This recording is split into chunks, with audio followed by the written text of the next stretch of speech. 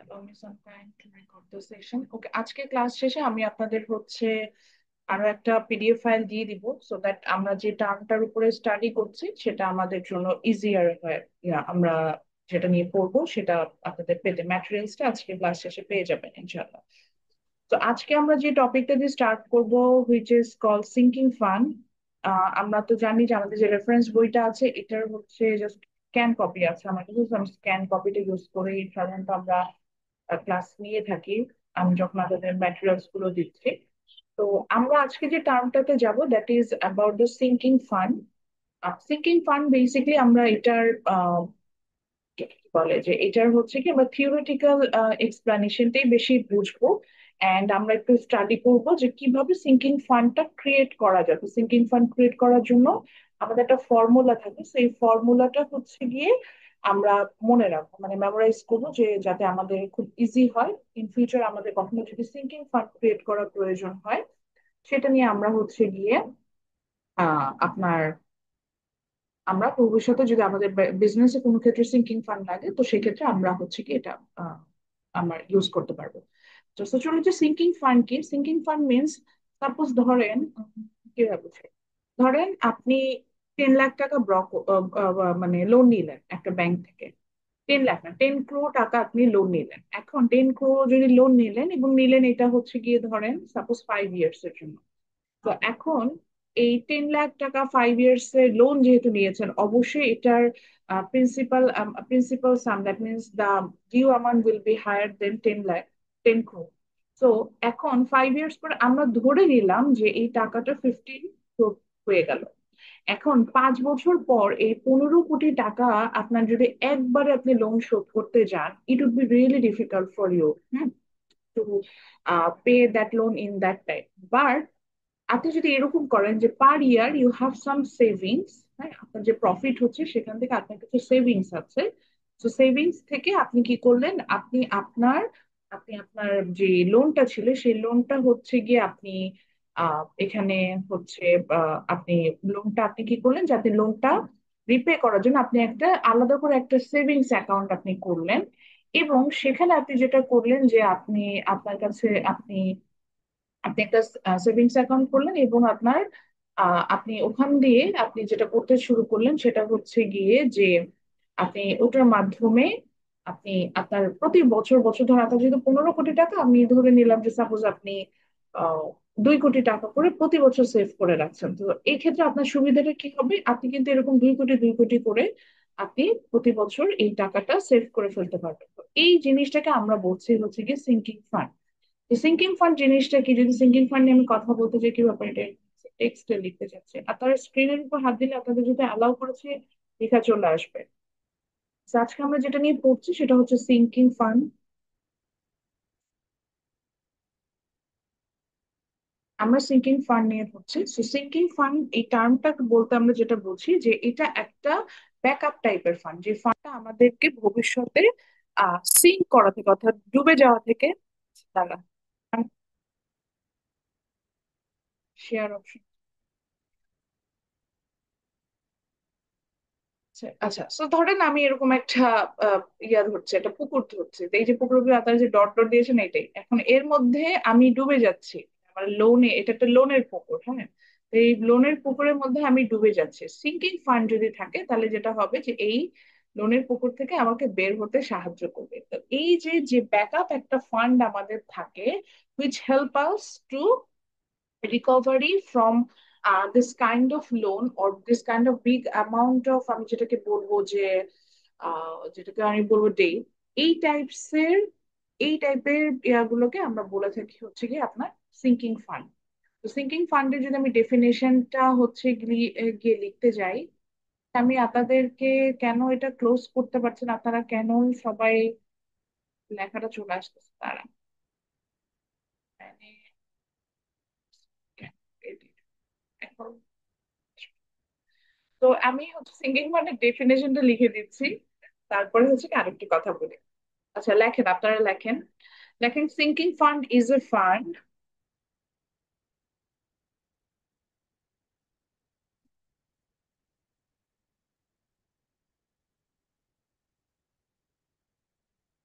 Sinking fund is a fund created by created by created by setting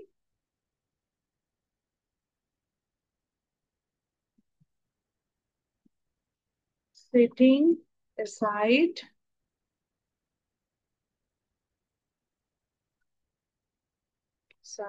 money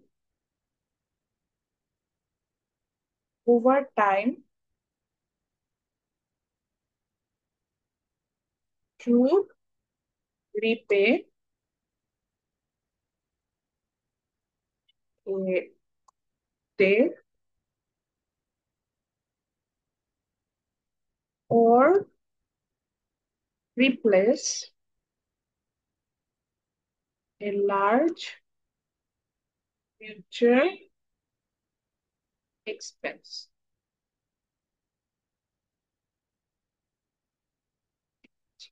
sinking fund বলতে আমরা কি বুঝলাম? Sinking fund বলতে বুঝলাম যে it's a kind of fund which is created by the setting aside money over the time to repay the debt or replace a future expense. আচ্ছা, এখানে যেটা বোঝাচ্ছে যে আমার ভবিষ্যতে আমি কোনো লোন আমার আসতে পারে বা আমি লোনটা ক্যারি করছি, সেই লোনটাকে হচ্ছে গিয়ে আমি রিপে করার জন্য আমার অনেক ক্ষেত্রে যেটা হয় যে আমি একটা ব্যাকআপ একটা ফান্ড ক্রিয়েট করি। ওই যে দেখালাম যে আমি লোনের পুকুরে ডুবে যাচ্ছি, সেখানে আমাকে ব্যাকআপ করে আমাকে বড়শি দিয়ে টেনে তুলছে, ওরকম আমি একটা লোনের কোন একটা লোনের একটা কিছুতে আমি ডুবে যাচ্ছি, সেই জায়গায় যখন আমাকে এখানে একটা ব্যাকআপ একটা আমার যে ফান্ড থাকে, যে ফান্ডটা আমাকে একবারে এতগুলো এক্সপেন্স না বের করতে হেল্প করে, আমি দেখা যাচ্ছে আস্তে আস্তে আমি হেল্পটা করছি, তখন সেটাকে আমরা বলি হচ্ছে গিয়ে যে আপনার sinking fund.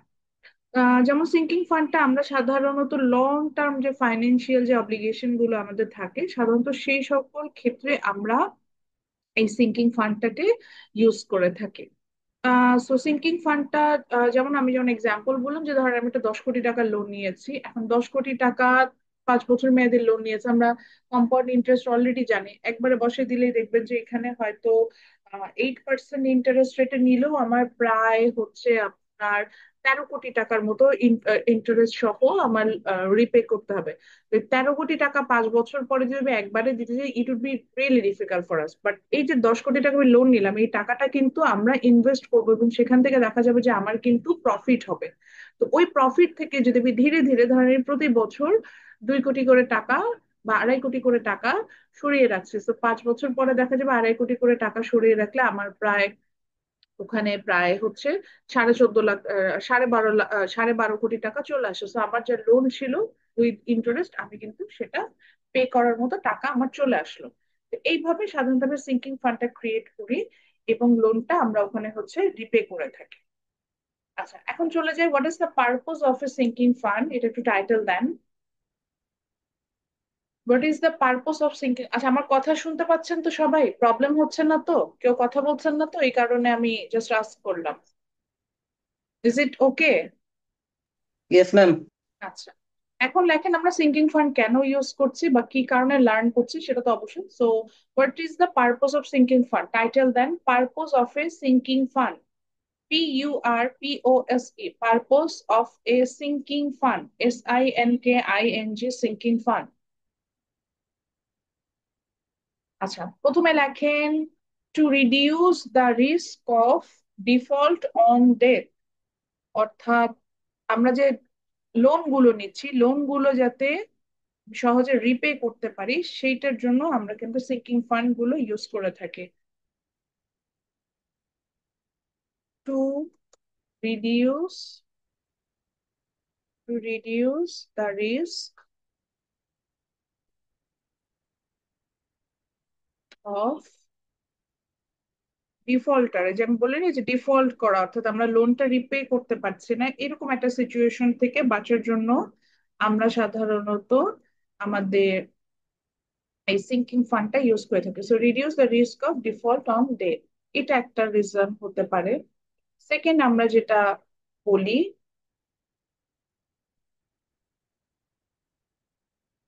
To ensure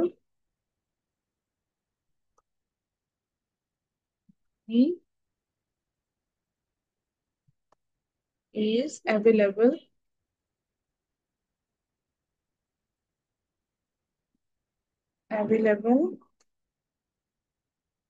when we need large investment. আমার অনেক ক্ষেত্রে একটা বিজনেসে যেটা হতে পারে, হঠাৎ করে বিজনেসে ইনভেস্টমেন্টের দরকার হতে পারে, লার্জ একটা ইনভেস্টমেন্টের প্রয়োজন হতে পারে। এখন ধরেন যে লোনটার জন্য, যে বিজনেসটার জন্য আপনি 10 crore টাকা লোন করেছিলেন, হতে পারে যে সেখানে একটা ফায়ার হলো, বা সেখানে একটা ন্যাচারাল ক্যালামিটিজ এর কারণে আপনার দেখা গেল যে বিজনেস একটা বড় ধরনের ক্ষতি হয়ে গেল। আপনাকে নতুন করে আবার 5 কোটি টাকা ইনভেস্ট করতে হচ্ছে। তো ওই যে লোন নেওয়ার পরেই যদি আপনি প্রফিট থেকে একটা সিঙ্কিং ফান্ড ক্রিয়েট করে রাখতেন, তখন যেটা হবে যে এরকম হঠাৎ করে যদি একটা লার্জ ইনভেস্টমেন্ট করা দরকার হয়, ধরেন গভর্নমেন্ট আপনাকে একটা ফাইন করলো, বা ধরেন আপনাকে গভর্নমেন্টে অফার করলো যে তুমি একটা বড় ইনভেস্ট করো, তাহলে হয়তো তুমি একটা বিশাল প্রফিট শেয়ার পাবে। তো এই যে এরকম সিচুয়েশন আমাদের অনেক ক্ষেত্রে আনএক্সপেক্টেড কিছু সিচুয়েশন ক্রিয়েট হয়, তখন দেখা যায় যে আমরা কিন্তু এই ধরনের লার্জ ইনভেস্টমেন্টের ক্ষেত্রে আমরা এই সিঙ্কিং ফান্ডটাকে কাজে লাগাতে পারি। হ্যাঁ, আচ্ছা, তারপরে লেখেন আর একটা লাস্ট, এটা লেখেন লেখেন to manage large expenses in a planned and stress-free way. To manage large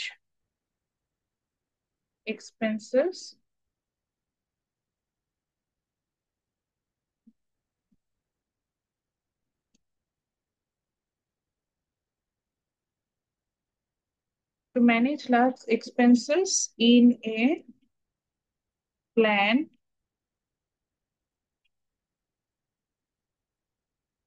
and stress-free way.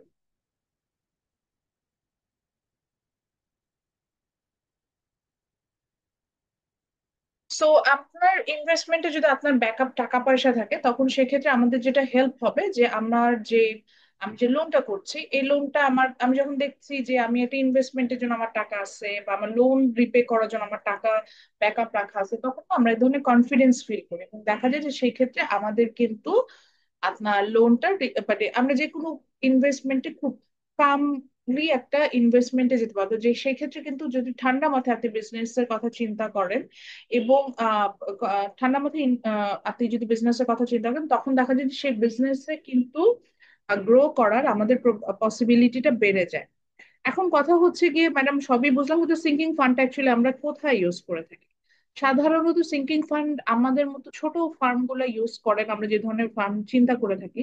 তবে বড় ফার্ম গুলো লাইক গভর্নমেন্ট তাদের যে ডেট ম্যানেজমেন্ট থাকে, অর্থাৎ গভর্নমেন্টের যে ঋণ প্রকল্পগুলো থাকে, সেগুলো কিভাবে ফেরত দিবে, অর্থাৎ গভর্নমেন্ট তো বড় বড় লোন করে, যেমন ধরেন আইএমএফ থেকে এখন বাংলাদেশ গভর্নমেন্ট আমরা জানি একটা বিশাল লোন করছে। তো এই ধরনের বড় বড় ঋণ প্রকল্পের ক্ষেত্রে সাধারণত সিঙ্কিং ফান্ড গুলো হেল্প করে। তাছাড়া যদি আমাদের এমন হয় যে আপনার আহ, আম, যেটা হচ্ছে গিয়ে আমাদের যেটা হচ্ছে যে সেভিং, হ্যাঁ বলেন ইয়াসির, কথা ম্যাম, শুনতে। তাহলে হুম, তাহলে সিভিং ফান্ড আর রিজার্ভের মধ্যে পার্থক্যটা কি হয়?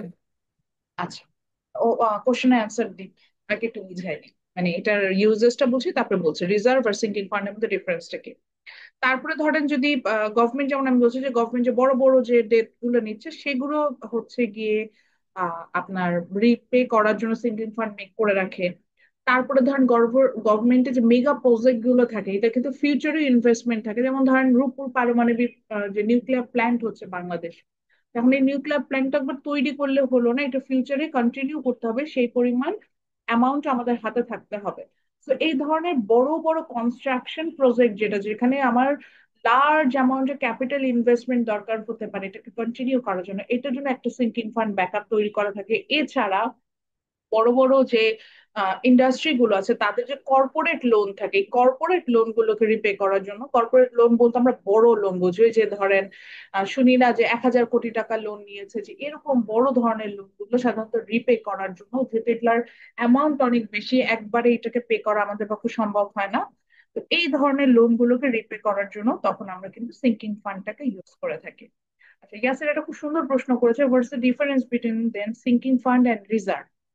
রিজার্ভ অ্যাকচুয়ালি যদি আপনি গভর্নমেন্ট রিজার্ভের কথা বলেন, that's a totally different thing. একটা দেশের, আচ্ছা রিজার্ভটাকে আগে এটা বুঝি। একটা গভর্নমেন্ট রিজার্ভ হচ্ছে একটা দেশের আগামী 3 মাস যদি আমি আমার কোনো উৎপাদন না হয় সেক্ষেত্রে ইম্পোর্ট করে অর্থাৎ আমদানি করে তো বেঁচে থাকতে হবে। সো আগামী 3 মাস আমদানি করার মতো যে বৈদেশিক মুদ্রা লাগে অর্থাৎ যে বিদেশি মানে ডলার লাগবে, বিদেশি আমরা যেহেতু ডলারই এক্সচেঞ্জ করে থাকি, সেইটাকে সেই অ্যামাউন্টটাকে আমরা বলি একটা দেশের জন্য রিজার্ভ। এখন ধরে নিলাম যে বাংলাদেশে এখন যদি এমন কিছু হয় তাহলে আগামী 3 মাস ইম্পোর্টের জন্য ধরে নিলাম যে 1,000 কোটি ডলার প্রয়োজন হবে। তাহলে এই 1,000 কোটি ডলার বাংলাদেশ গভর্নমেন্ট এনি হাও তারা বাংলাদেশ ব্যাংকের থ্রুতে এই টাকাটা রিজার্ভ মানে মানে তাদের তাদের সেভিংস এ রাখবে। এখন এইটা দিয়ে অনেকে অনেক প্রশ্ন করে যে এটা আসলে কিভাবে রাখে, এটা কি ডলার করে করে আমরা যেরকম ভাবি ওইভাবে রাখে?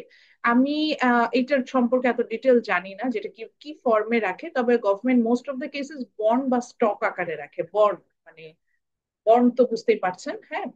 সো এই ধরনের বন্ড বা স্টক আকারে রাখে, অনেক ক্ষেত্রে গোল্ডের ফর্মে রাখে, গোল্ড কিনে রাখে, gold যেটাকে আমরা বলি সেটা। এবং এই রিজার্ভ গুলো মেনটেন করে হচ্ছে সেন্ট্রাল ব্যাংক, যে কোনো দেশের সেন্ট্রাল ব্যাংক।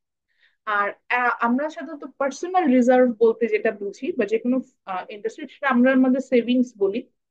এটা হচ্ছে গিয়ে আমরা আমাদের পুরো এক্সপেন্সটাকে, যেমন ধর একটা কোম্পানির সেভিংস কি হবে, একটা কোম্পানির সব এক্সপেন্স বাদে সে যে তার যে রেভিনিউ হলো, রেভিনিউ মানে তার যে সেলটা হলো, সে সেল থেকে যে টাকাটা আসলো সে টাকা থেকে সে তার সব এক্সপেন্স বেয়ার করবে।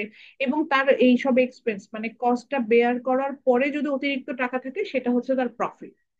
ওই প্রফিটের যে অংশটা সে আর নতুন করে রিইনভেস্টমেন্ট বা কনজাম্পশন পারপাসে ইউজ না করে যেই টাকাটা সে আহ, রেখে দিচ্ছে, দ্যাটস কল হিজ সেভিংস, বা এটাকে আমি রিজার্ভও বলতে পারি। রিজার্ভ হচ্ছে গিয়ে যে অতিরিক্ত যে টাকাটা আমি আমার কাছে সেভ করে রাখছি সেটা হচ্ছে আমার রিজার্ভ। আর আমার এই কারেন্ট টাকা থেকে অর্থাৎ প্রফিট থেকে যে টাকাটা আমি আমার লোন পরিশোধের জন্য জমায় রাখছি ব্যাকআপ হিসাবে, যে যেহেতু আমার একটা বড় লোন আছে, সেইটা হচ্ছে কি আমার সিঙ্ক। ডিফারেন্সটা বুঝেছেন? জি ম্যাম, বুঝতে পারছি। আচ্ছা, তাহলে আমরা এখন চলে যাই যে বইয়ে দেখি যে সিঙ্কিং ফান্ডটা নিয়ে কি বলছে।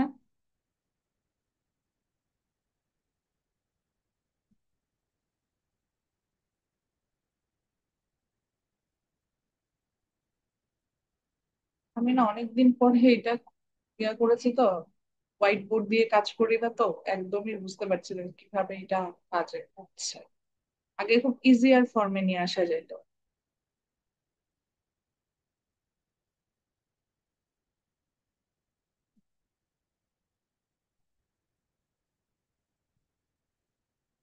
আচ্ছা, আমার একটা ইম্পর্টেন্ট কল আসে, আমি একটু রিসিভ করে নিই।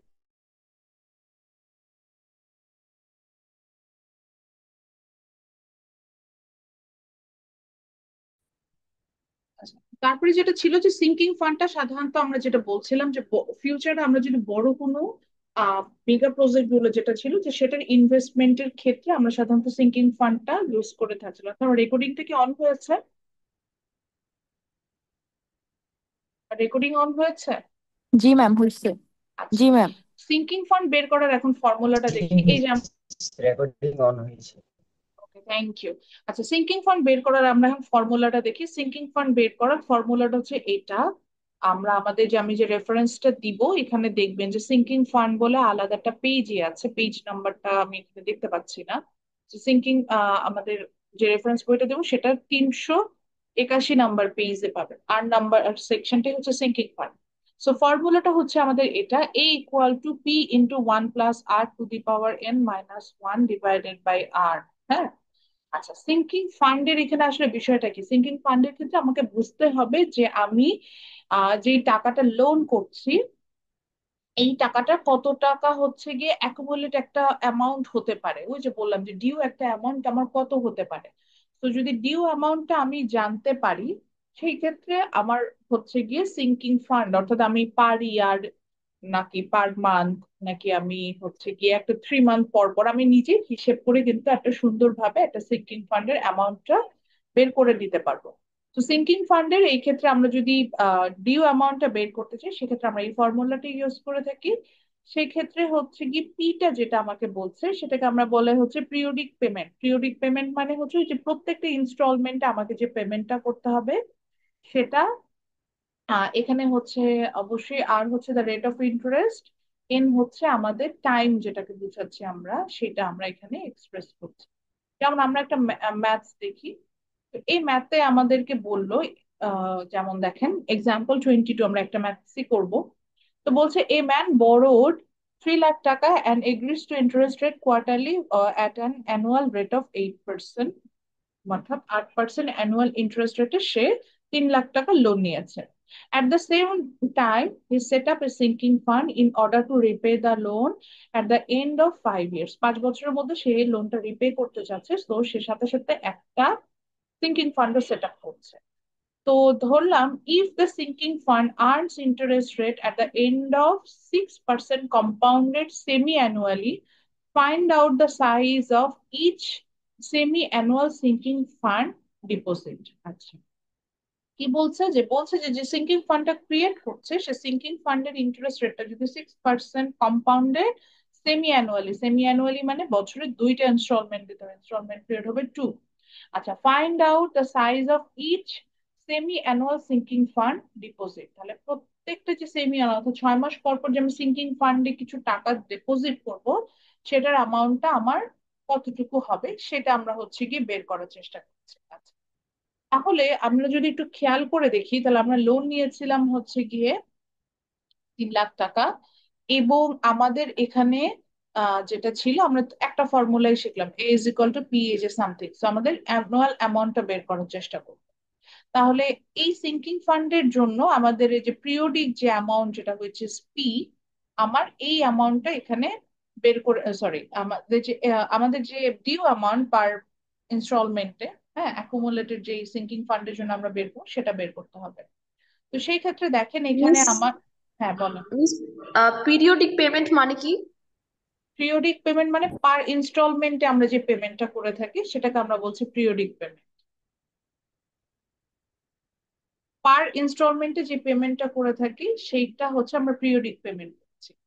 আচ্ছা, এরপরে ওরা যেটা করেছে এই ফর্মুলাটাকে ইজিয়ার ওয়েতে নিয়ে গেছে। আপনার একটু খেয়াল করে দেখবেন যে এটা আমি ক্লাসে থাকলে আমার দেখাতে সুবিধা হতো। পিটা হচ্ছে কি উপরে লেফট, মানে আমাদের আপার অংশটার সাথে মাল্টিপ্লাই, আর মানে নিচের অংশটার সাথে এটা লিখার কোনো ওয়ে নাই, আমি একটু লিখে দেখাই। পরে যেটা হচ্ছে যে এখান থেকে যদি এর পরের লাইনটাতে আসি, আমরা জিনিসটা অনেকটা এরকম হয় না যে এ ইজ ইকুয়াল টু, আমি জাস্ট লিখছি, এটা পরের লাইনটা লিখাই আছে বোঝানোর জন্য। এই যে ক্যাপিটাল পিটা ছিল যেটা, এই ক্যাপিটাল পিটা কি হচ্ছে যে ওপরের যে অংশটা আমার আছে এটার সাথে কিন্তু মাল্টিপ্লাই হয়ে যাচ্ছে, তাই না? যে এই যে 1 - 1 + r, 1 + r⁴ এটার সাথে কিন্তু এই পিটা মাল্টিপ্লাই হচ্ছে আর নিচে আর চলে যাচ্ছে আমার,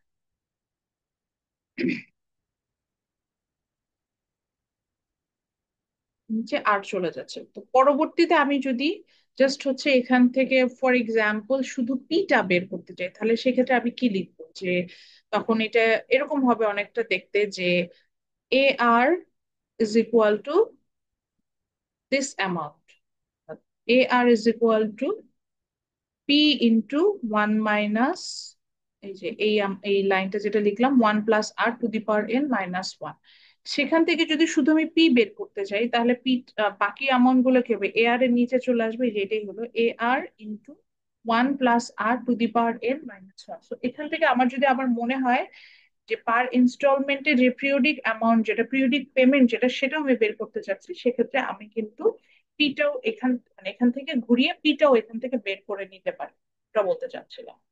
তো তারপরে যেটা হচ্ছে যে আমরা তাহলে এখানে যে আমি 3 লাখ টাকা লোন করলাম, তাহলে আমি সেই ক্ষেত্রে আমার যে প্রিন্সিপাল অ্যামাউন্ট যেটা সেটা কিন্তু আমাকে বলে দিচ্ছে, হ্যাঁ, যে আমি আমরা মানে যেটা হচ্ছে যে আমার যে লোন যেটা আমি নিয়েছিলাম সেটা আমাকে বলে দিচ্ছে। এবং এখন আসেন যে আমরা এন বলতে এখানে কি বুঝি, এন বলতে আমরা ইউজুয়ালি টাইম বুঝি। হ্যাঁ, তো এখন এখানে আমার কিন্তু বলে দিচ্ছে যে সে 5 বছরে, এন্ড অফ 5 ইয়ার্স, হ্যাঁ, তো সে চিন্তা করছে যে সে লোনটা 5 বছরের মধ্যে শোধ করার কথা চিন্তা করছে। এবং এখানে কম্পাউন্ডেড কিভাবে, এটা কম্পাউন্ডেড অ্যানুয়ালি। হ্যাঁ, অ্যানুয়ালি বলতে semi annually minus 10, semi annually means হচ্ছে গিয়ে 1 বছরে দুইটা, মানে তো 6 মাস পর পর আমি, বা 6 মান্থলি যেটাকে আমরা বলছিলাম, 6 মাস পর পর এখানে হচ্ছে আমার ইন্টারেস্টটা পে করতে হবে। তার মানে আমি যদি আমার ইনস্টলমেন্ট পিরিয়ড সম্পর্কে চিন্তা করি, মানে আমি যদি আমার মানে 5 বছরে তাহলে আমাকে কয়টা ইনস্টলমেন্ট, 1 বছরে যদি দুটো দিতে হয়, তাহলে 5 বছরে অবশ্যই আমাকে 5 দুগুণ 10টা দিতে হবে। সো এখানে এন কিন্তু আমার এই ইনস্টলমেন্ট পিরিয়ড সহ হিসেব করে আসছে, হুইচ ইজ 10%। এরপরে আসেন আমার যে ইন্টারেস্ট রেট যেটা ছিল, দ্যাট ইজ আর, এটা ছিল আমার 6%। এটা অলরেডি আমাকে বলে দিচ্ছে যে আমি কত টাকা পেমেন্ট করলে আমি এখানে পেয়ে যাব। সো এখানে বলছে যেটা, যে লোন রিপে করার জন্য এটা আমরা যদি সাইজ অফ সিঙ্কিং ফান্ড বের করতে যাই, সেক্ষেত্রে একটা ইজিয়ার ফর্মুলা আছে, which is A is equal to P into S into R N. আচ্ছা, এস আর এন, এখানে এনটা হচ্ছে গিয়ে আমার ওই যে কতগুলো ইনস্টলমেন্ট পে করছি সেটা, আর আর বলতে আমাকে রেট অফ ইন্টারেস্টটা বুঝাচ্ছে। আচ্ছা, তো সেখান থেকে তখন আমরা এর ভ্যালু গুলো বসিয়ে দিচ্ছি। তো এর ভ্যালু গুলো যদি বসিয়ে দিই সেক্ষেত্রে কি ব্যাপার, সরি, তো আমি সেখানে যদি বসিয়ে দিই তাহলে আমরা সেখান থেকে দেখতে পাচ্ছি যে আমাদের এখানে আমরা এই যে প্রিন্সিপাল অ্যামাউন্টের ভ্যালু বসালাম 1/s/n। এসটা হচ্ছে আমাদের এখানে আবারও লন বুঝাচ্ছে, তো আমরা আমাদের ক্যালকুলেটর ইউজ করে লগটা বসাবো। log টু দি পাওয়ার এই 10 অ্যান্ড পয়েন্ট হচ্ছে 0.06, এখানে একটা ভুল আছে, এখানে হচ্ছে 0.06 হবে, আমরা এখানে 3% ইন্টারেস্ট রেট হিসেব করে ফেলেছে। তো সেখান থেকে আমরা ভ্যালুটা বসালে এটা একটা semi annual sinking fund payment, এটা কিন্তু আমার চলে আসবে। এটা আমরা কালকে ক্লাসে ম্যাথসটা ইন পার্সন ক্লাসে করে দেখাবো, যেহেতু এটার ম্যাথে একটু টুইস্ট আছে। তো আমি জাস্ট আইডিয়াটা দিলাম যে এইভাবে চাইলে আমরা প্রত্যেকটা সিঙ্কিং ফান্ডের অ্যামাউন্টও বের করে নিতে পারি, মানে সিঙ্কিং ফান্ডে আমার পার ইনস্টলমেন্টে কত টাকা আমাকে পে করতে হবে, বা সিঙ্কিং ফান্ডের টোটাল কতটুকু সিঙ্কিং ফান্ড ক্রিয়েট করতে হবে, সেটাও কিন্তু আমরা এখানে বের করে দেখাতে পারি। এখানে হচ্ছে গিয়ে পরের ম্যাথস গুলো একই রকম, সিঙ্কিং কন্টিনিউয়াস কম্পাউন্ডিং এর ম্যাথস এর মতো, তো আমরা ওখানে যাব না। নেক্সট হচ্ছে কি, আমরা যে টার্মটাতে যাব সেটা হচ্ছে কি break even point. Sinking fund নিয়ে কি আমরা শুধু এই ম্যাথটাই করবো? হ্যাঁ, আমরা এই ধরনেরই ম্যাথ করবো যেখানে আমরা সিঙ্কিং ফান্ডের অ্যামাউন্টটা বের করবো, এছাড়া একটু বড় ম্যাথে যাবো না, ওইটা নিয়ে ইন পার্সন ক্লাসে করাবো। যেহেতু সিঙ্কিং ফান্ডে আমরা একটা ম্যাথটা দেখাতে তো হবে, এটা অনলাইন ক্লাসে এইভাবে দেখানোটা একটু ডিফিকাল্ট। যেটা আমাদের কালকে ক্লাস আছে, আমরা ইনশাল্লাহ ওটা দেখাবো। এবার আমরা একটু ডিফারেন্ট কনসেপ্টে যাই। আমি একটা এক্সেস ড্র করছি আপাতত, ক্লাস থেকে চিন্তা ভাবনা অন্যদিকে দিয়ে আমরা একটু ছবি আঁকি ধরেন। তা আমি একটা এক্সেস নিলাম, একটা এক্স এক্সিস নিলাম, একটা ওয়াই এক্সিস নিলাম, হ্যাঁ? তো আমরা এইবার তো অলরেডি আমাদের মনে হয় আমরা মাইক্রো ইকোনমিক্স পড়ে আসছি। মাইক্রো ইকোনমিক্স যে আমাদের যে কস্ট অফ প্রোডাকশন ছিল, সেই কনসেপ্টটার উপর বেসিস করে আমি একটা ছবি আঁকছি। কস্ট অফ প্রোডাকশনে মনে হয় মনে আছে যে আমরা আমাদের টোটাল রেভিনিউ, তারপরে টোটাল কস্ট, এই ধরনের কার্ভ এঁকেছিলাম। টোটাল রেভিনিউ যদি ভুলে যান, টি আর ছিল টোটাল রেভিনিউ, মানে total sales from a production, যতটুকু সেল হয়, যতটুকু বিক্রি হয়, সেটাকে আমরা বলে থাকি হচ্ছে টি আর, টোটাল রেভিনিউ। আর ওই প্রোডাক্টটা তৈরি করতে আমার যে খরচটা হয়, সেই খরচটাকে আমরা বলি টোটাল কস্ট, টিসি। আমাদের টোটাল কস্ট কার্ভটা যদি আপনাদের মনে থাকে, এটা কিন্তু অরিজিন থেকে, অর্থাৎ 0 পয়েন্ট থেকে শুরু হচ্ছিল না, এটা টোটাল কস্ট কার্ভ আঁকছি। এই টোটাল কস্ট কার্ভটা শুরু হতো হচ্ছে গিয়ে এই অরিজিনের একটু ওপরের একটা পয়েন্ট থেকে। এটা কেন মনে আছে কারোর? জিরো যখন, আচ্ছা, এখানে এক্স এক্সিসে দেখাচ্ছি হচ্ছে আমি কোয়ান্টিটি, এটাকে আমি কিউ দিয়ে দেখালাম। আর ওয়াই এক্সিসে দেখাচ্ছি হচ্ছে গিয়ে আমি প্রাইস, প্রাইস বা কস্ট যেটাই বলেন, কস্টে লিখলাম, জান। কস্ট দেখাচ্ছি, সেই ক্ষেত্রে টোটাল কস্ট কার্ভটা যে অরিজিন অর্থাৎ 0 পয়েন্ট থেকে স্টার্ট হয় না, এটা কি মনে আছে কারোর? পড়েছেন এটা? কস্ট অফ প্রোডাকশন পড়িয়েছে না? টোটাল কস্ট, তারপরে ফিক্সড কস্ট, ভেরিয়েবল কস্ট, এগুলো পড়েছি না আমরা? Profit is equal to T R minus TC. জি ম্যাম। তো টোটাল কস্ট কার্ভ যে 0 পয়েন্ট থেকে শুরু হয় না, এটা কারোর মনে নাই? তো মনে না থাকলেও সমস্যা নেই, শেখাচ্ছি। টোটাল কস্ট কার্ভটা সাধারণত 0 পয়েন্ট থেকে শুরু হয়। কারণটা কি? কারণ 0 পয়েন্টে মানে কি, তাহলে আপনার যখন প্রোডাকশন জিরো, এই যে কোয়ান্টিটিও জিরো, তখন কস্টও জিরো। কিন্তু মনে রাখবে যে আপনি একটা বিজনেস স্টার্ট করলে আপনার যখন প্রোডাকশন অর্থাৎ কোয়ান্টিটি জিরো হলেও সেই বিজনেসে কিছু খরচ থাকে, যেই খরচটাকে আমরা বলে থাকি হচ্ছে ফিক্সড কস্ট। অর্থাৎ একটা বিজনেস চালাইতে গেলে আমার সব সময় কিছু খরচ থাকে, এটাকে আমরা বলি ফিক্সড কস্ট। আর কিছু কস্ট থাকে যেটা আমার প্রোডাকশন হলেই খরচ বাড়ে, প্রোডাকশন না হলে সে খরচ থাকে। প্রোডাকশন হলে যে খরচটা বাড়ে সেটা হচ্ছে ভ্যারিয়েবল কস্ট, আর যদি প্রোডাকশন না থাকে তাহলে এই কস্টটা জিরো থাকে। তো ইউজুয়ালি টোটাল কস্ট হচ্ছে গিয়ে অর্থাৎ টিসি হচ্ছে গিয়ে এই ফিক্সড কস্ট মানে এফসি আর ভিসির সমান। এগুলা আমাদের প্রত্যেকটা কনসেপ্টে এখন এই সিঙ্কিং ফান্ডে ব্রেক ইভেন পয়েন্টে লাগবে, এই জন্য আমি এগুলো বুঝাচ্ছি। এফসি এবং ভিসি, ভিসি এই দুটোতে লাগে। টিসিটা প্রত্যেকটা, এই টিসি মানে total cost is equal two fixed cost plus variable cost. আচ্ছা, একটা এক্সাম্পল দিয়ে বলি। ধরেন আপনার ইউনিভার্সিটি একটা বিজনেস অর্গানাইজেশন। এখন আপনার ইউনিভার্সিটির প্রফিট হবে কোথা থেকে? আপনার প্রফিট না, মানে আপনার ইউনিভার্সিটি রেভিনিউ জেনারেট হবে কোথা থেকে? রেভিনিউ জেনারেট হবে যদি ইউনিভার্সিটির অ্যাডমিশন স্টেটাস হাই হয়, প্রচুর স্টুডেন্ট জব প্লেসমেন্ট পায়, তখন হচ্ছে কি ইউনিভার্সিটির রেভিনিউ বাড়বে। এখন ধরলাম যে আমার যদি কোনো স্টুডেন্ট না থাকে, তাও কিন্তু আপনার ইউনিভার্সিটির কিছু খরচ আছে যেটা সবসময় ইউনিভার্সিটিকে বেয়ার করতে হবে। লাইক ইউনিভার্সিটির অলরেডি একটা ইনফ্রাস্ট্রাকচার আছে, তো সেটার ইউটিলিটি বিলস দিতে হবে, ওই ইনফ্রাস্ট্রাকচার মেইনটেনেন্স এর জন্য খরচ আছে, সেটা দিতে হবে। লেটস সে এই যে ইউনিভার্সিটি 50টা বাস আছে, এই বাসগুলো তো বসায় রাখা যাবে না, এগুলা মেইনটেনেন্স কস্ট আছে। তো ইউনিভার্সিটি স্টুডেন্ট থাকুক বা না থাকুক, ইউনিভার্সিটিকে কি এই কস্ট গুলো বেয়ার করতে হবে না? এটাকে বলে ওই বিজনেসের ফিক্সড কস্ট। যেমন ধরেন একটা রেস্টুরেন্ট, একটা রেস্টুরেন্টে কাস্টমার আসুক না আসুক, সেল হোক না হোক, অবশ্যই আপনাকে হচ্ছে গিয়ে অবশ্যই আপনার হচ্ছে যেটা হয় যে আপনার রেস্টুরেন্টের কি মান্থলি যে রেন্ট যেটা, সেটা পে করতে হয় না? রেস্টুরেন্টের ধরেন যে শেফ, তারপরে ধরেন 2-3টা ওয়েটার আছে, এদেরকে কি মান্থলি স্যালারি গুলো দিতে হয় না? আমার যদি রেস্টুরেন্টের সেল হোক বা না হোক, তো এরকম যে খরচটা আমার ফিক্সড হবেই, এরকম যে খরচটা আমাকে করতে হয়, সেই খরচটাকে আমরা বলে থাকি হচ্ছে ফিক্সড কস্ট।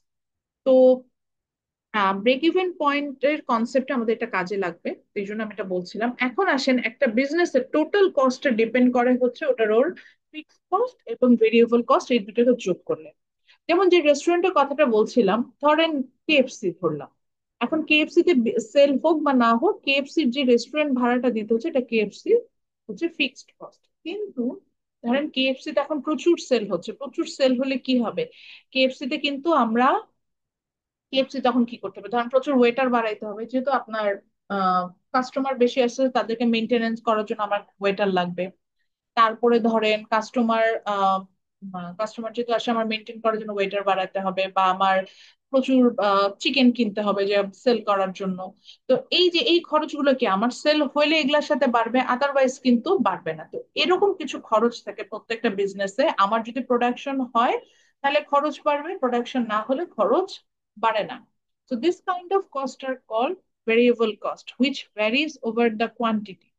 এখন এই কেএফসির ওই যে কাঁচামাল বেশি বেশি কিনতে হবে যদি সেল বাড়ে, এইটা অর্থাৎ ভেরিয়েবল কস্ট, এবং কেএফসি যে প্রতি মাসে রেন্ট দিতে হয়, এই দুইটা যোগ করে কিন্তু কেএফসি চালাইতে, এই রেস্টুরেন্টটা চালাতে আমাদের টোটাল যে কস্টটা আছে সেটা আমরা বের করে দেয়। তো এর মানেটা কি দাঁড়াচ্ছে, কেএফসি তে কিন্তু একটা সেল না হলো অর্থাৎ কোয়ান্টিটি যখন জিরো, তখনও কিন্তু কেএফসি কে রেস্টুরেন্টের কি রেন্টটা পে করতে হচ্ছে। তো এই কারণে টোটাল কস্ট, যেটাকে আমরা বলছিলাম যে ফিক্সড কস্ট আর ভেরিয়েবল, মোট খরচ যেটা ফিক্সড কস্ট আর ভেরিয়েবল কস্টের সাম, এটা কখনোই 0 পয়েন্ট থেকে শুরু হয় না।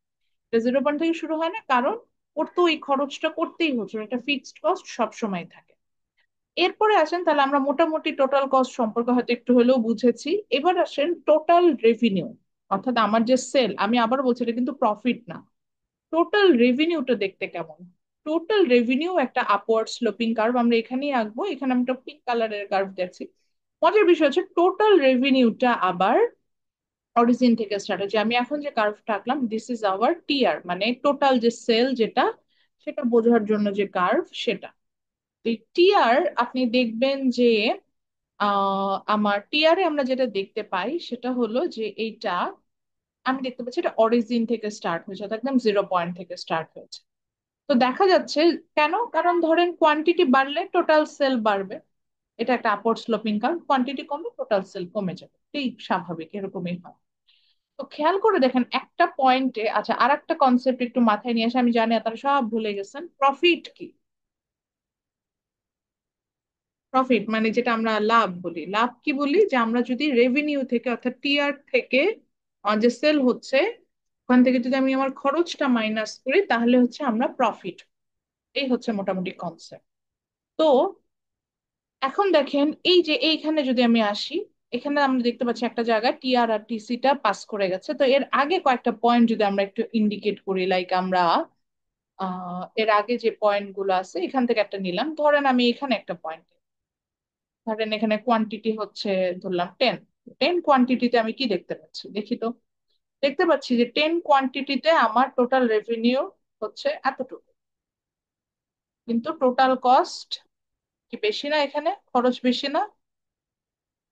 তাহলে খরচ, রেভিনিউ থেকে যদি খরচ বেড়ে যায় তাহলে কি আমার প্রফিট হচ্ছে এখানে? No miss. আর্নিং এর থেকে আমার খরচ বেশি, আর্নিং এর থেকে আমার বেশি খরচ করতেছে, তাহলে এখানে লস হচ্ছে না? জি মিস। আর একটু পরের পয়েন্টে আমি গেলাম, ধরেন এখানে 20 অ্যামাউন্ট তৈরি, এই 20 অ্যামাউন্টে যখন আমি দেখছি, এই দেখেন এই 20 অ্যামাউন্ট আমি দেখতে পাচ্ছি, আমার যদি টোটাল রেভিনিউটার দিকে তাকাই, দেখেন এটা হচ্ছে এতটুকু, এই যে পিঙ্ক কালারের এটা, আর এই ভায়োলেট কালারটা হচ্ছে আমার টোটাল কস্ট। তাও আমি দেখতে পাচ্ছি এখনো রেভিনিউ মানে সেলটা খরচের থেকে কম, তার মানে এখানেও আমার প্রফিট হচ্ছে না। আচ্ছা এর পরের পয়েন্টটাতে যে, পরের পয়েন্টটাতে কি দেখতে পাচ্ছি, এই পয়েন্টটাতে দেখেন আমার খরচ আর রেভিনিউটা সমান। আচ্ছা এরপরে আরো একটু পরের দিকে একটা পয়েন্ট, ধরেন আমি এখানে নিলাম, এখানে আমার 60 অ্যামাউন্ট আমি প্রোডাকশনে গিয়েছি, খেয়াল করে দেখেন এই পয়েন্টে আমার যদি আমার খরচটাকে চিন্তা করি, এটা হচ্ছে আমার খরচ, যে পিঙ্ক কালার এটাতে, ভায়োলেট কালার এটাতে, কিন্তু এই একই পরিমাণ কোয়ান্টিটি প্রোডাক্ট তৈরি করতে যে আমার টোটিআর মানে টোটাল রেভিনিউ সেলটাকে পাস করছে কি ওপরের দিকে একটা পয়েন্ট না? তাহলে মানে 60 অ্যামাউন্টের ক্ষেত্রে কি দেখতে পাচ্ছি, খরচটা আর্নিং এর থেকে ছোট না? খরচটা কি আমার এখানে আর্নিং এর থেকে ছোট হয়ে গেল না?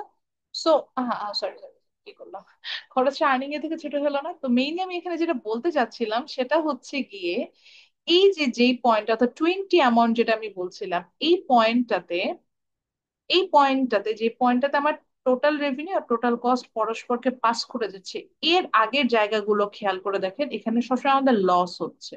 অর্থাৎ এখানে আমার সবসময় খরচটা আপনার রেভিনিউর থেকে বেশি, কিন্তু এই পয়েন্টটার পরে আমার কিন্তু প্রফিট হওয়া শুরু হয়, অর্থাৎ যেখানে আমার রেভিনিউটা খরচের থেকে আস্তে আস্তে বাড়তে থাকে। তো তার মানে এই যে যে ব্যালেন্সিং পয়েন্ট যেখানে আমার খরচ আর রেভিনিউটা সমান, এই জায়গাটা খুব ইম্পর্টেন্ট। এই পয়েন্টটার নামই বলছে ব্রেক ইভেন পয়েন্ট। সোজা বাংলায় আমি এই জায়গাটাকে বলি no loss no profit zone. No loss no profit কি, অর্থাৎ এখানে আপনার যা ইনভেস্টমেন্ট ঠিক ততটুকুই আপনার সেল হচ্ছে। ধরেন আপনার 1 লাখ টাকা ইনভেস্টমেন্ট, সারা মাস শেষে আপনি সেলও করলেন 1 লাখ, তাহলে কিন্তু আপনার লস হলো না, আপনি প্রফিট করলেন না কিন্তু আপনার লস হলো না। So আপনি কিন্তু নেক্সট মান্থে বিজনেসটাকে কন্টিনিউ করার একটা ইন্সপাইরেশন পাবেন। বাট আপনার ইনভেস্টমেন্ট 1 লাখ টাকা, আপনি সেল করলেন হচ্ছে 90,000 টাকা, তখন কিন্তু আপনার যেটা হবে যে আপনার কিন্তু প্রফিটটা আপনি এখান থেকে নিতে পারবেন না, আপনার কিন্তু তখন সেই জায়গাটাতে ঝামেলা হবে। তো এখানে যেটা হচ্ছে সেটা হচ্ছে গিয়ে যে এখানে যেটা হচ্ছে সেখানে হলো যে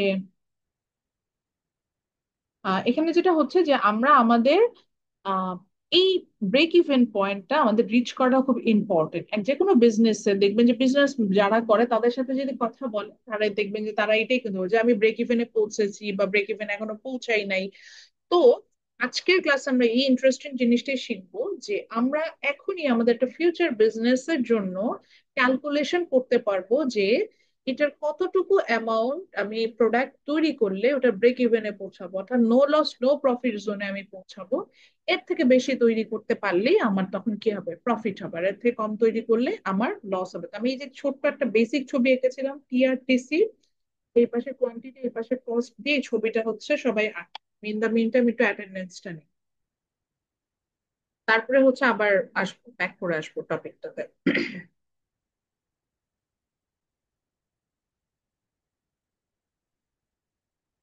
আচ্ছা, কারোর যদি ব্রেক ইভেন নিয়ে কোশ্চেন থাকে অবশ্যই করতে পারেন আমাকে, আমি বোঝানোর চেষ্টা করছিলাম কনসেপ্টটা। কারণ আজ একটা ম্যাথ করাবো তার আগে তাদেরকে বুঝতে হবে যে এই টার্মটা কি। আমি সেই জায়গাটাতে ছিলাম। আরো কোনো কোশ্চেন নাই?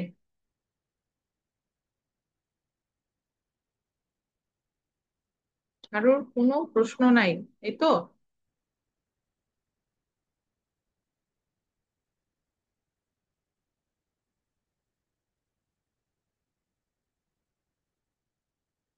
আজকে কত তারিখ? ম্যাম 7 তারিখ।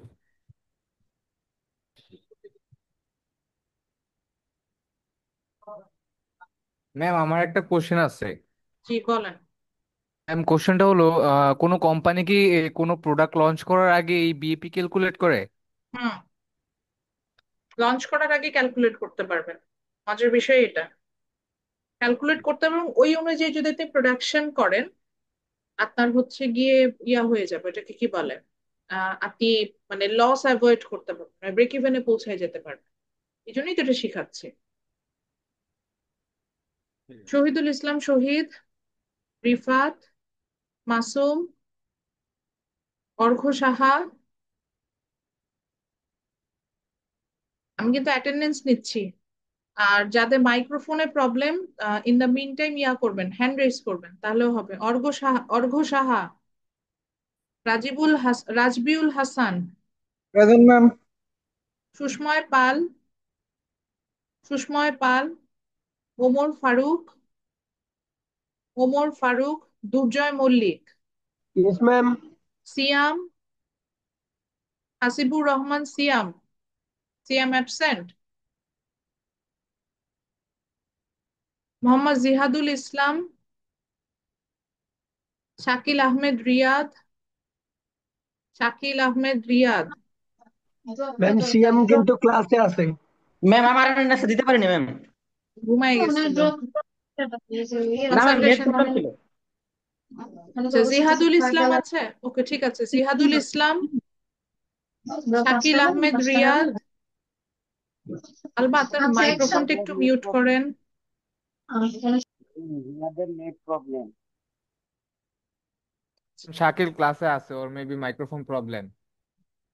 যাদের মাইক্রোফোনে প্রবলেম আছে আপনারা হচ্ছেন হ্যান্ড রেজ করবেন। আচ্ছা, Mehedi Hasan Hridoy, Mehedi Hasan Hridoy, Yasin Arafat Khan, present ma'am.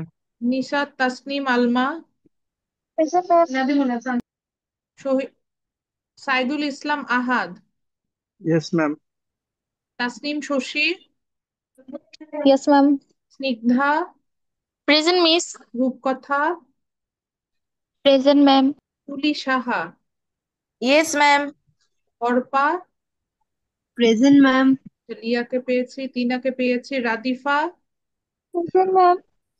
Sabbir present, Rizvi, Arabi Rahman Rizvi, Fahmida, present ma'am. Tawaf Habib, Sadia Akter, yes Talha ma'am. Saad. Sadia Akter আছেন? জি ম্যাম। তালহা Saad, Ishrat Jahan Mim, Yes, ma'am. Afsana Akter, Present, miss. Hafsa Binte Bahar, Yes, ma'am. Sadia Akter Riya, Sadia Akter Riya, নূরে জান্নাত, আচ্ছা প্রেজেন্ট, মাইশা, তানজিমা খান মাইশা, Present, Miss. আব্দুল্লাহ আল সিয়াম, আব্দুল্লাহ আল সিয়াম। আচ্ছা, মাহিয়া প্রেজেন্ট আছে, তাহসিনা ফেরদৌস প্রেজেন্ট, আব্দুর রহিম, রাবেয়া করিম ঈশা, Present, ma'am. আচ্ছা, Samia Akter, Yes, ma'am. Mohammad Rehan, Yes, ma'am. Shakira Ahmed Isha, Yes, ma'am. Pushpita, Pushpita আছেন? হ্যান্ড রেজ Miss, or করেছেন। network problem. আচ্ছা, ওকে, এখন যারা কোনো কারণে অ্যাটেন্ডেন্স মিস করে গিয়েছেন শুধু তারা হ্যান্ড রেজ করবেন। কোনো মাইক্রোফোন আনমিউট করা দরকার নেই। যারা অ্যাটেন্ডেন্স মিস করে গিয়েছেন তারা হ্যান্ড রেজ করেন, আমি অ্যাডজাস্ট করে দিচ্ছি।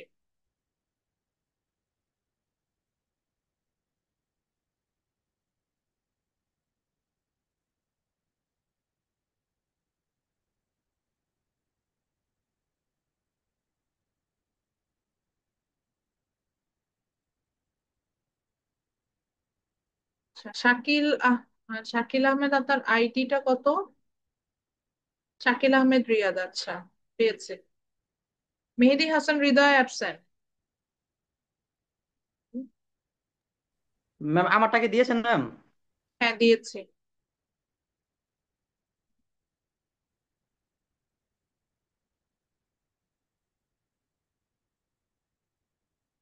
একজন প্রশ্ন করেছেন পার্সোনালি, মানে আপনি কিভাবে দিচ্ছেন? আমার কি ডিভাইস একটা নাকি? আমার অনেকগুলো ডিভাইস আছে, আমি একটা ডিভাইস দিয়ে ক্লাস নিচ্ছি আর একটা ডিভাইস দিয়ে অ্যাটেন্ডেন্স দিচ্ছি, যাতে এইটা নষ্ট না হয় যেটা কাজ করছি।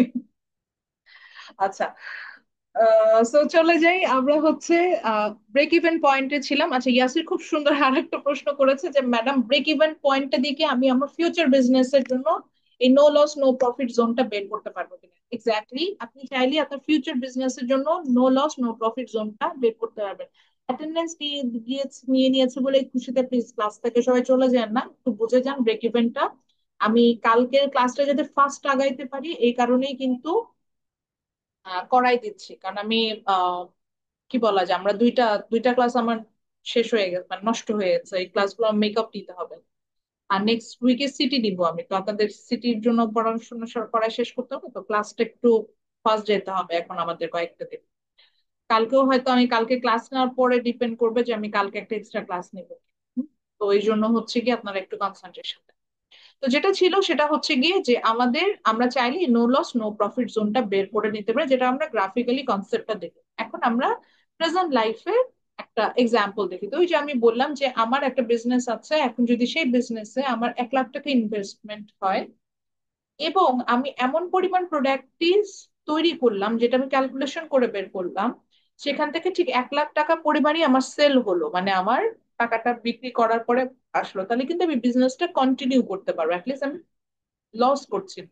লস করলে সাধারণত সাবসিডি দিয়ে বিজনেস কন্টিনিউ করাটা ডিফিকাল্ট হয়, লস না করলে দেখা যায় বিজনেসটা কন্টিনিউ করা যায়। তো এরকম সিচুয়েশনটাকে আমরা বলে থাকি ব্রেক ইভেন পয়েন্ট। যদি একদম মনে না রাখতে পারেন তাহলে জাস্ট এটুকু লিখে রাখেন, break even point means no loss no profit zone, এরকম। বারবার এটাই বলছিলাম, no loss no profit zone is call break even point. তো আমরা 3 ধরনের ব্রেক ইভেন পয়েন্ট দেখবো আজকে, আমরা দেখবো ক্লাসে। একটাকে আমরা বলছি অ্যাকাউন্টিং ব্রেক ইভেন পয়েন্ট, একটাকে বলছি ক্যাশ ব্রেক ইভেন পয়েন্ট, আর একটাকে বলছি ফাইন্যান্সিয়াল ব্রেক ইভেন পয়েন্ট। তো অ্যাকাউন্টিং ব্রেক ইভেন পয়েন্টটা হচ্ছে গিয়ে যেখানে আমরা অ্যাকাউন্টিং ব্রেক ইভেন পয়েন্ট প্রত্যেকটা ডেফিনেশন দেওয়া আছে। সো এখানে কি বলছে যে accounting break even point occurs when the net income is zero, অর্থাৎ আমি যা কস্ট ঠিক ততটুকুই আমার রেভিনিউ, এটাকে আমরা বলি নেট ইনকাম জিরো। এই ধরনের ক্ষেত্রে সাধারণত আমরা অ্যাকাউন্টিং ব্রেক ইভেন পয়েন্টটাকে আমরা হিসাব করে থাকি। এবং এই ক্ষেত্রে আমাদের অপারেটিং ক্যাশ ফ্লো, এই যে বলছে operating cash flow is equal two depreciation. আচ্ছা, ডেপ্রিসিয়েশন তো আমরা লাস্ট ক্লাসে পড়ে আসছি। ডেপ্রিসিয়েশন বলতে আমরা একটা প্রোডাক্টের ডে টু ডে ইউজেসে এটার যে ডিভ্যালুয়েশন হতে থাকে, that's call depreciation. Operating cash ফ্লোটা কি, একদম বাংলায় লিখে রাখেন, একটা বিজনেস ডে টু ডে বেসিসে রান করতে যে টাকাটা লাগে, দ্যাটস কল অপারেটিং ক্যাশ। এখন ধরেন ওই যে আপনার যে রেস্টুরেন্টটা ছিল 1 লাখ টাকা, যেটা ধরে আপনার ইনভেস্টমেন্ট, ওই রেস্টুরেন্টটা প্রতিদিন চালাইতে আপনার হাতে কিছু টাকা লাগবে না। লেটস সে ধরেন আপনার প্রতিদিন কিচেনের জন্য কিছু ফিক্সড খরচ আছে যেটা আপনাকে করতেই হয় প্রতিদিন, ধরেন প্রতিদিন বাজার করতে হয়। ওইটা হচ্ছে আপনার অপারেটিং ক্যাশ ফ্লো, মানে যে খরচটা প্রতিদিন করতে হয়, প্রতিদিন হাতে যে টাকাটা রাখতে হয় বিজনেসটা কন্টিনিউ করতে। তো এই ধরনের সিচুয়েশনটাকে আমরা সাধারণত অ্যাকাউন্টিং ব্রেক ইভেন পয়েন্ট বলি। অ্যাকাউন্টিং ব্রেক ইভেন পয়েন্টের ক্ষেত্রে জাস্ট ফর্মুলাটা লেখেন। আচ্ছা, কিউ বিইপি, আচ্ছা বিইপি বলতে ব্রেক ইভেন বোঝাচ্ছে, অর্থাৎ কিউ বলতে আমার কোয়ান্টিটি বোঝাচ্ছে, অর্থাৎ বোঝাচ্ছে যে ব্রেক ইভেন রিচ করার জন্য আমার যে কোয়ান্টিটিটা লাগবে that is Q of BEP, অর্থাৎ ব্রেক ইভেন পয়েন্ট। সো এটা কি বলছে, Q of BEP is equal to FC plus D divided by P minus V. এটা একদম মেমোরাইজ করে ফেলতে হবে সূত্রগুলো। তো অ্যাকাউন্টিং ব্রেক ইভেনে আমরা ক্যালকুলেশন করব কিভাবে?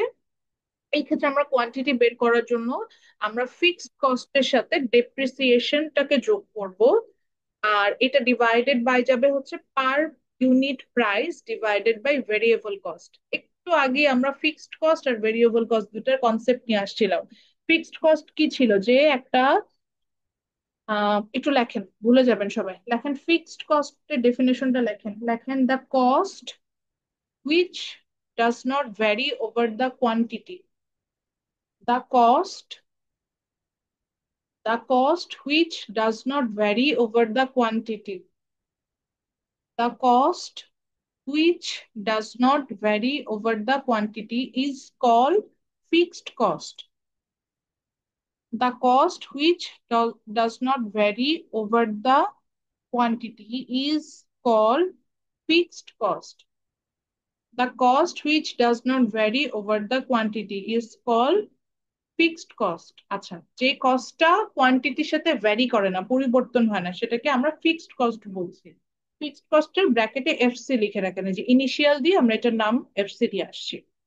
আচ্ছা, আর ভ্যারিয়েবল কস্ট কি? সেম জিনিস, জাস্ট লেখেন the cost which do vary over the quantity, অর্থাৎ কোয়ান্টিটির সাথে ভ্যারি করবে। আমার কোয়ান্টিটি বাড়লে এই খরচটা বাড়ে, কোয়ান্টিটি কমলে এই খরচটা কমে আসে। যেমন রেস্টুরেন্টের বলছিলাম যে আমার যে র ম্যাটেরিয়ালস কিনে আনতে হচ্ছে রেস্টুরেন্টে, যে ফুডটা আমরা ডেলিভারি দিচ্ছি সেটার জন্য।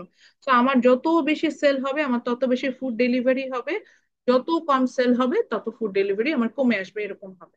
তো ফিক্সড কস্টটা কি? যে ফিক্সড কস্টটা হচ্ছে যে যে খরচটা আমার কোয়ান্টিটির সাথে পরিবর্তন হবে না, অর্থাৎ এটা সবসময় ফিক্সড। আমার সেল হইলেও এই খরচ হবে, অনেক কম সেল হলেও এই খরচ থাকবে, অনেক বেশি সেল হলেও অনেকেই এই খরচটা থাকবে। এটাকে আমরা ফিক্সড কস্ট বলছি। কারণ রেস্টুরেন্টে যে রেন্ট আমাকে দিতে, এখন আমার যদি প্রতিদিন 1 লাখ টাকার প্রফিট হয়, তারপরও রেস্টুরেন্টে যে ফিক্সড রেন্ট আমাকে ওইটাই ক্যারি করতে হবে। আবার আমার যদি প্রতিদিন কোনো সেল নাও হয়, তাও কিন্তু আমার ফিক্সড ওই রেস্টুরেন্টের রেন্টটা আমাকে ক্যারি করতে হচ্ছে। So this is fixed cost. আর ওই যে বলছিলাম যে বাজার করে আনছেন বা utility bill, these are variable cost, because the quantity will be higher, I need to pay more utility, because আমার বেশি ইলেকট্রিসিটি খরচ হবে, বেশি ওয়াটার খরচ হবে, বেশি হয়তো ন্যাচারাল গ্যাস লাগবে প্রোডাক্ট গুলো তৈরি করতে, so আমার খরচ বাড়বে। So এগুলো হচ্ছে ভ্যারিয়েবল কস্ট।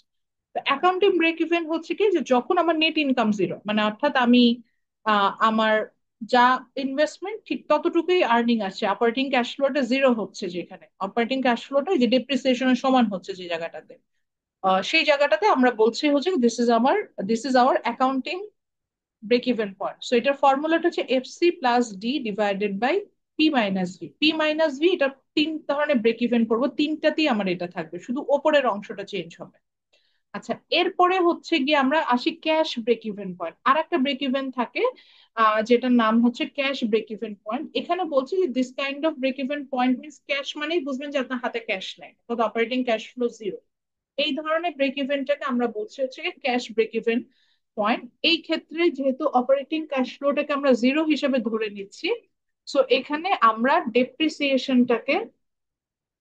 ডেপ্রিসিয়েশনটাকে কাউন্ট করি না। সো এইটার ক্ষেত্রে আমার ফর্মুলাটা হবে হচ্ছে quantity of break even point is equal to FC divided by P minus V, where P is the per unit costing and V means per unit variable cost. আচ্ছা, আর একটা প্রশ্নের উত্তর দিয়ে দিই। এই যে এফসির কথা যে বলছে ফিক্সড কস্ট, এটাও পার ইউনিট কস্টিং এ কিন্তু হিসেবে আমরা ক্যালকুলেশন করি, এবং এটা বলে দিবে আপনাকে যখন আমরা ম্যাথ করবো, ম্যাথে বলে দিবে।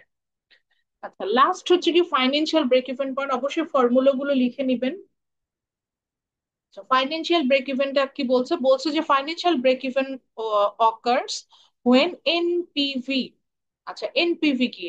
Net present value. হ্যাঁ, অর্থাৎ বলছে যে NPV net present value of the project is zero.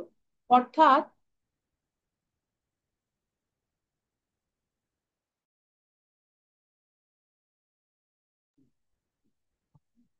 আচ্ছা নেট প্রেজেন্ট ভ্যালু যেখানে হচ্ছে আমার জিরো থাকবে সেটাকে আমরা বলি ফাইন্যান্সিয়াল ব্রেক ইভেন পয়েন্ট। আচ্ছা মনে রাখা সহজ উপায়টা আমি একটু বলে দিই। আহ আহ, মনে রাখবেন অ্যাকাউন্টিং অ্যাকাউন্টিং ডেপ্রিসিয়েশনের সাথে related, so FC plus D এরকম থাকবে, পি মাইনাস ডি এরকম। তারপরে ধরেন ক্যাশ, ক্যাশ মানেই হচ্ছে এখানে আমার হাতে কোনো টাকা নেই, মানে ডেপ্রিসিয়েশন জিরো, সো এখানে এই ডিটা বাদ চলে গেল, বা ডিটা বাদ চলে যে FC divided by P minus B এভাবে আসে। আর ফাইন্যান্সিয়াল ব্রেক ইভেনে কি হবে? ফাইন্যান্সিয়াল যেহেতু নেট প্রেজেন্ট ভ্যালু জিরো থাকে, সেক্ষেত্রে আমার অপারেটিং ক্যাশ ফ্লোটা হচ্ছে গিয়ে মানে এই যে বলে দিচ্ছে যে where operating cash flow OFC that result in zero NPV. তো এখানে অপারেটিং ক্যাশ ফ্লোটার ইম্পর্টেন্স থাকে, সো অপারেটিং ক্যাশ ফ্লোটাকে আমি ক্যালকুলেশন করি। তো এই ক্ষেত্রে যেহেতু অপারেটিং ক্যাশ ফ্লো চলে আসে, সো এই ফিক্সড কস্টের সাথে আমরা অপারেটিং ক্যাশ ফ্লোটাকে যোগ করছি ডিভাইডেড বাই পি মাইনাস, এভাবে আমরা ম্যাথসটা করছি। আচ্ছা এখন আমরা একটা ম্যাথ করবো। আমি একটা কোশ্চেন, তিনটা ফর্মুলা কি লিখেছি? জি মিস। আচ্ছা, Yes, ও ma'am. ওএফসি বলতে কি বোঝাচ্ছে? আমি যদিও স্লাইডটা দিয়ে দিব, মানে স্লাইডটা বলতে পিডিএফটা দিয়ে দিব, তারপর একটু মাথায় রাখবেন যে ওএফসি বলতে কি বোঝাচ্ছে, এফসি বলতে কি বোঝাচ্ছে, এগুলো কিন্তু লিখতে হবে। পরীক্ষা যখন ম্যাথটা আসবে তখন আমরা এটা লিখতে হবে, তো একটু একটু কেয়ারফুলি ইনফরমেশন গুলো যেটা আছে সেটা হচ্ছে গিয়ে আপনি মাথায় রাখবেন। আচ্ছা একটা এক্সাম, একটা ম্যাথস লেখেন, লেখেন ABC company has fixed asset of ABC company ABC ABC company has fixed asset of টাকা 6 লাখ টাকা। ABC company has fixed asset of টাকা 6 লাখ টাকা, মানে 6 লাখ টাকা। ABC company has fixed asset of 6 lakh, তারপর হচ্ছে 5টা শূন্য লাখ টাকা লিখেছি। কমা দিয়ে লেখেন depreciation, DEPRECIATION, depreciation on fixed asset, depreciation on fixed asset, depreciation on fixed asset is depreciation on fixed asset is 30,000, depreciation on fixed asset is 30,000 লিখেছি। আচ্ছা তারপর লেখেন per unit price, per unit price, per unit price, per unit price লিখছি। জি miss. Per unit price is 80 টাকা, পার unit price is 80 টাকা, পার unit price is 80 টাকা, and per unit variable cost is 60 টাকা।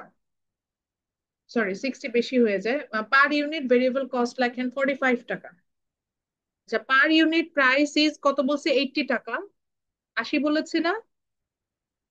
Per unit G ma'am. Price is 80 টাকা and per unit variable cost is 45 টাকা। Per unit variable cost is 45 টাকা, full stop, full stop. দেখেন if the operating cash flow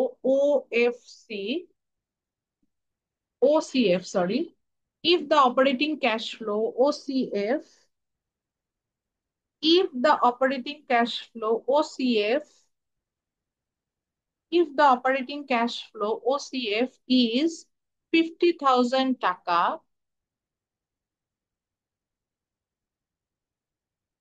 if the operating cash flow is 50,000 taka, if the operating cash flow is 50,000 taka,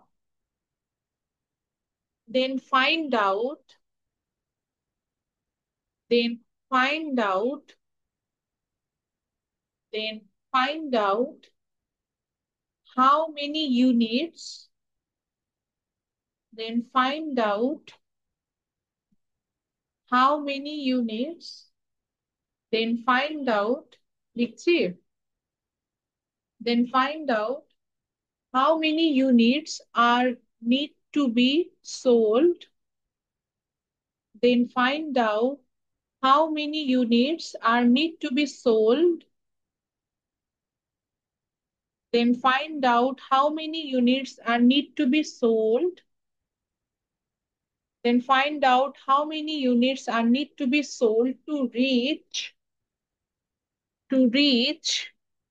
at, আমরা যে তিন ধরনের break even point শিখলাম সেটা, to reach at accounting break even point, financial break even point, and cash break even point. Then find out how many units are need to be sold to reach accounting break even point, financial break even point, cash break even point. Okay?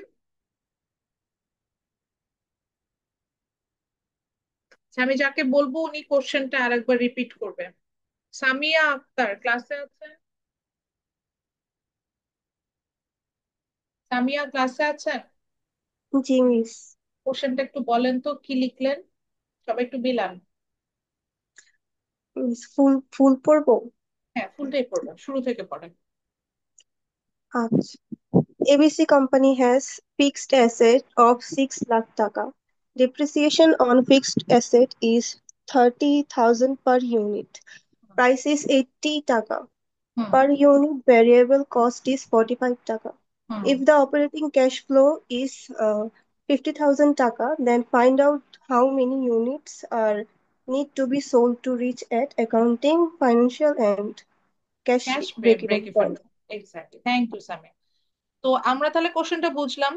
দেখেন সবগুলো ইনফরমেশনই দেওয়া আছে না, দেখেন FC দেওয়া আছে, VC দেওয়া আছে, ডেপ্রিসিয়েশন দেওয়া আছে, তারপরে অপারেটিং ক্যাশ ফ্লো দেওয়া আছে। তাহলে আমরা তিনটা যে ব্রেক ইভেন আছে তিনটাই বের করতে পারার কথা না, জাস্ট ইনফরমেশনে বসাই দিলে হবে। তো আজকে এটা আপনাদের টাস্ক, এটা হচ্ছে আজকে করবেন। কালকে ক্লাসে এটা হচ্ছে আমরা ম্যাথসটা দেখবো, ম্যাথসটা দেখে আমরা থিঙ্কিং ফান্ডে যে ম্যাথটা করার কথা ছিল ওইটা হচ্ছে আমরা ইন পার্সন ক্লাসে করবো। সরি। আচ্ছা, এই ম্যাথটা এইভাবেও আসতে পারে অথবা আর একটা ভাবে আসতে পারে যেখানে হচ্ছে পার ইউনিট কস্টিং দেওয়া থাকবে না, একটা গ্রস কস্টিং দেওয়া থাকবে, হয়তো বলবে যে ফর ধরেন for 5 units variable cost is 60,000 টাকা, ধরেন এরকম বলো, তখন এই ওটাকে পার ইউনিট কস্টিংটা আমাদের বের করতে হবে। কালকে আমরা যেটা করবো, যেটা পার ইউনিট কস্টিং ধরে একটা ম্যাথ আছে সেটা আমরা করবো। তা এখন যে ম্যাথটা আমি দিলাম আপাতত যেহেতু সূত্র দিয়ে দিয়েছে, দেখি আপনারা পারেন কিনা, এটা খুবই ইজি ম্যাথ, আমরা করে ফেলবো। আচ্ছা, শুধু এই ম্যাথে একটা কারেকশন আছে যেটা আমি একটু দেখাই দিই, মানে ম্যাথটা তো আমি বানাই দিলাম কিন্তু একটু ইনফরমেশনে দিই। এটার এই যে এরকম ভ্যালু গুলো বসাই দিলে ম্যাথটা তো আমরা সলভ করে ফেলতে পারবো। এই ম্যাথটা খুব ডিফিকাল্ট কোনো ম্যাথ না, এই ম্যাথ গুলো এরকম হবে। কিন্তু মনে রাখতে হবে যেহেতু এখানে প্রোডাক্টের কথা বলতেছি, প্রোডাক্ট যদি মেনশন করা থাকে, যেমন এখানে আমি কোনো প্রোডাক্ট মেনশন করি, কিন্তু ধরেন আমি প্রোডাক্ট মেনশন করলাম, ধরেন সাপোজ এ পেন, বা বললাম কম্পিউটার কোম্পানি, বা বললাম বুক কোম্পানি, তো বুকটা তো ফ্র্যাকশন হয় না, এটা মনে রাখবেন। তখন সেই ক্ষেত্রে আমরা একটা রাউন্ড ফিগার নিব। রাউন্ড ফিগারটা কিরকম, যে যদি অ্যান্সারটা ফ্র্যাকশনে আসে এবং দশমিকের পরে যদি 0.5 এর উপরে চলে যায়, ধরেন সাপোজ অ্যান্সার হলো ধরেন 33.56, তখন আমরা কি করব, 33.56 না ধরে, যেহেতু প্রোডাক্টের নাম বলে দেওয়া হচ্ছে, তখন আমরা একটা পরের রাউন্ড অর্থাৎ 0.5 এর উপরে গেলে পরের ডিজিটটা নিয়ে নিব, 34 নিব। কিন্তু যদি অন্যটা হয়তো ধরেন 33 পয়েন্ট, ফর এক্সাম্পল এখানে আসলে হচ্ছে 34, তখন আমি কি করতাম, তাহলে আমি রাউন্ড ফিগারটা নিব না, যেহেতু এটা দশমিক 0.5 এর থেকে ছোট, তখন আমরা আগের ডিজিটটা নিব অর্থাৎ 33 ধরে আমরা কাজ করব। এই ভুলটা সবাই খুব করেন, তো এটা একটু মেক শিওর করবেন যে যদি, যেমন এখানে কিন্তু প্রোডাক্ট বলা নাই, বলছে পার ইউনিট, তো পার ইউনিট বলার কারণে এখানে আপনি ফ্র্যাকশনে অ্যান্সার নিলেও হবে, কোনো প্রবলেম নাই। বাট ফাইনাল এক্সামে সাধারণত আমি প্রোডাক্টের নাম বলি, যেমন ধরেন বই, পেন্সিল, কলম, এরকম টাইপসের কোনো একটা প্রোডাক্ট বলি, কম্পিউটার, মোবাইল ফোন। তো মোবাইল ফোন তো ফ্র্যাকশন হয় না, বা কম্পিউটার তো ফ্র্যাকশন হয় না, কিন্তু we need the round figure. তো মনে রাখতে হবে যদি ফ্র্যাকশনে অ্যান্সার আসে, সবসময় যে ফ্র্যাকশনে আসে তাও না, যদি কোনো কারণে ফ্র্যাকশনে চলে আসে, দ্যাট কেসেস ফাইনাল অ্যান্সারটা অবশ্যই রাউন্ড ফিগারে নিতে হবে, এটা কেয়ারফুলি দেখবো। ঠিক আছে, আজকের ক্লাস এতটুকু। আপনাদের কালকে তো রেগুলার ক্লাস আছে, ইনশাল্লাহ ক্লাস হবে। এন্ড কালকের ক্লাসের পর আমরা ডিসাইড করবো যে আমাদের নেক্সট মেকআপ ক্লাসটা আমি কবে নিব। মিস রিয়া, আমি একটা মেসেজটা দেখেছি। ঠিক আছে, আচ্ছা thank you everyone, thanks for joining on late night. Okay, ম্যাথসটা তাহলে করে ফেলবেন, কালকে ক্লাসে আমাকে দেখাবেন ম্যাথটা। ঠিক আছে, আসসালামু আলাইকুম, তাহলে ক্লাস শেষ করে দিলাম। সালাম আলাইকুম ম্যাম। সালামালাইকুম মিস ওয়ালাইকুম আসসালাম।